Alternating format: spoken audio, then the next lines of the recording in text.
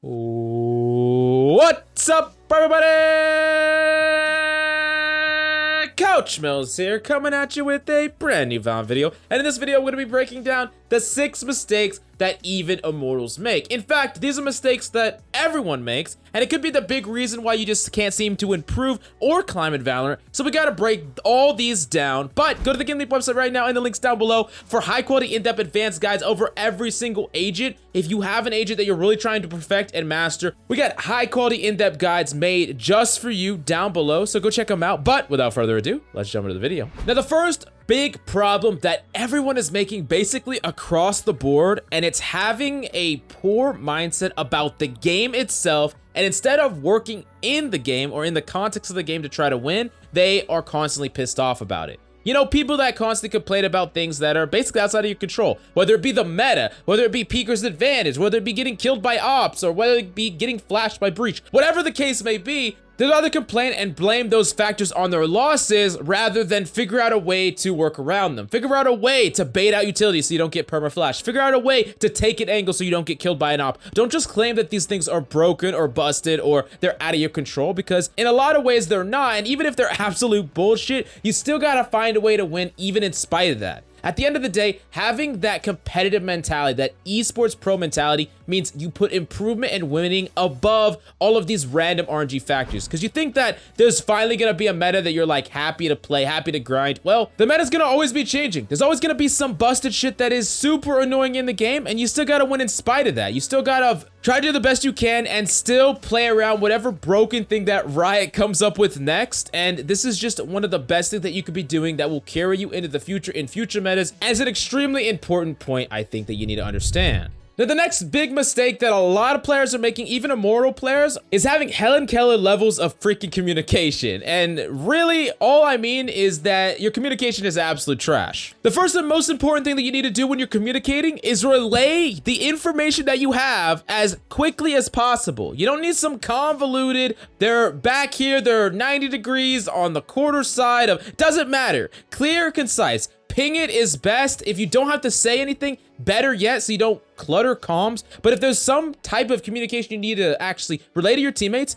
make sure that you identify who you're trying to relay that information to, and you make it as easy to understand as possible. And the next thing that you need to understand is that there's a fine line between being helpful with your communication and strategy that you're telling to your allies and backseating. There's some types of tips that you can say that will help an ally. You can say, hey, they're most likely not going to check here. You can actually suggest things to your allies like, hey, you might want to reload, things like that, or you could just relay to them information. But going above and beyond, telling them where to stand, where to walk, what step to make, criticizing a play they make in real time, none of that is helpful in any capacity. And a lot of players, especially as you start to climb, you feel like you know better, and maybe you do know better, but I promise you, the type of thing that you're trying to relay to an ally, they might not listen to you, they might get tilted, and even if they do understand, that doesn't mean they can execute upon it. So it's really just a waste of your freaking time. Now, the last thing about communication that I would highly suggest is just use communication in positive ways. Get people in a good freaking mood, tell a joke, whatever. I promise you that if you have a team that is joking around, laughing,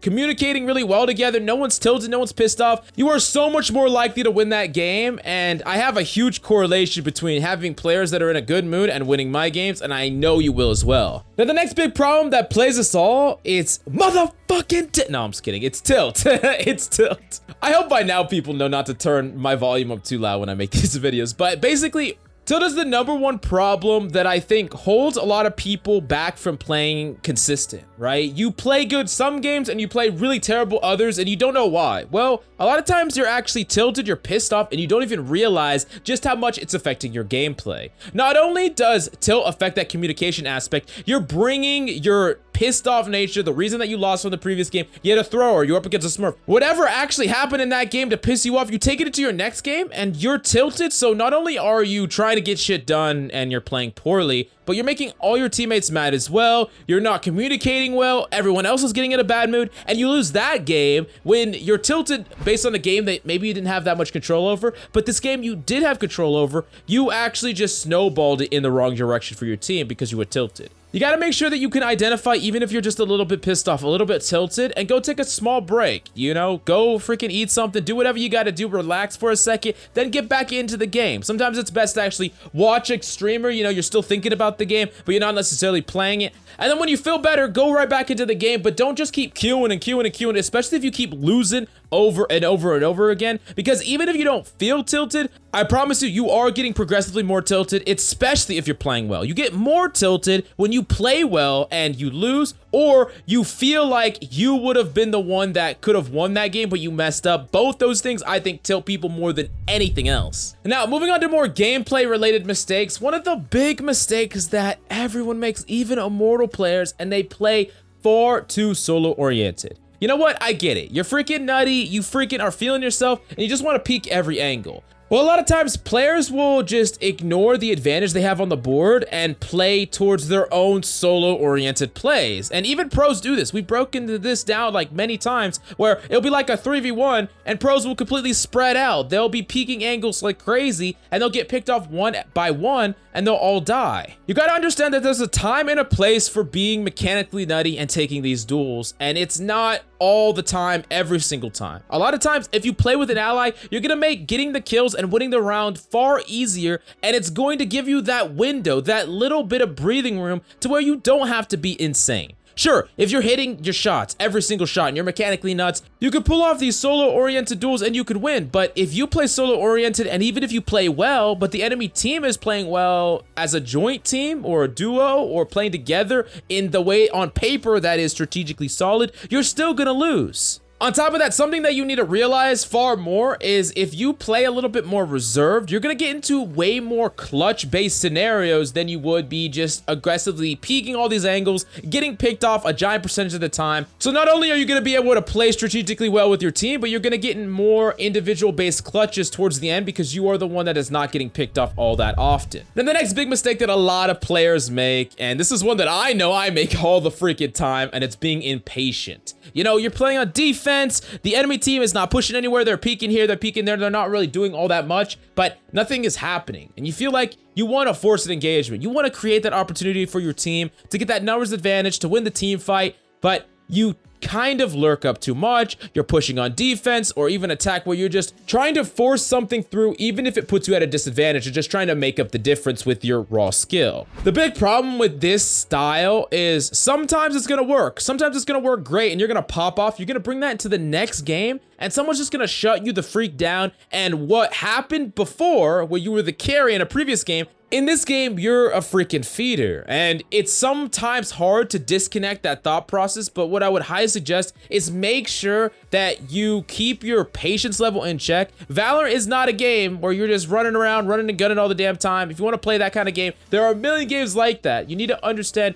how to utilize the time. The more or longer time the enemy take to make something happen, the pressure is on them, not you on defense. And you need to understand that you have a lot of time to work with even if you're on attack. So make sure you don't try to force these engagements. They'll come to you, you'll find opportunities, and it's not like something needs to be happening 24/7. You're not losing if nothing is happening. Now, the last and probably hardest to hear thing that a lot of people fall into, and it's the idea that you should always be trying to find a reason why you lost from an individual basis. It's really, really easy to blame your allies and say, hey, this guy bottom fried, he freaking sucked. And it's really easy to say, hey, the enemy team had a smurf and that's why I lost. And maybe there's some truth to that. But the thing that you need to understand is every single player, whether they're in Plat or Diamond or Immortal or Radiant, they had to play against smurfs and win some percentage of the time. And they had to play with really garbage teammates and still win even in spite of that.